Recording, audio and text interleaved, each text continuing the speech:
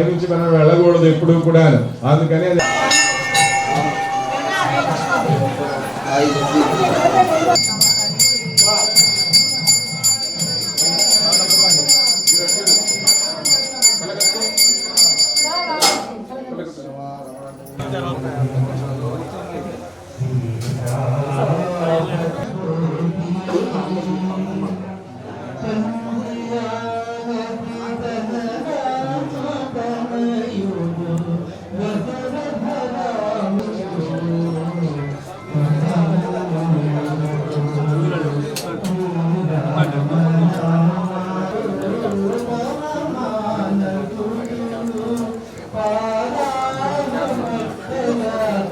అది మూలమైనటువంటి వాడివి నువ్వు అని పిలిచారు.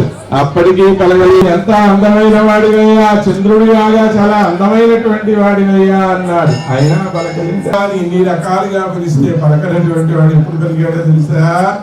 సీతాయా పరాక్రమాన్నంతటినీ కూడా వర్ణించేటువంటి గద్య మనం అనుకుంటూ నిజమే, రావణాసురుడు గొప్ప వీరుడే. యలాస పర్వతం మీదైతే కూర్చొని ఉన్నాడో రోజు అలా వెళ్తూ ఉన్నాడు ఆయన విమానంలో రావణాసురుడు. కోపవంతుడైనటువంటి పరమశివుడు ఇంకొక ఆయన ఉన్నాడు, 1000 భుజాలు కలిగినటువంటి వాడు. సమయంలో ఈయన సంధ్యా అలాంటి కార్తవీర్యార్జునుడి యొక్క 1000 చేతుల్ని ఖండించి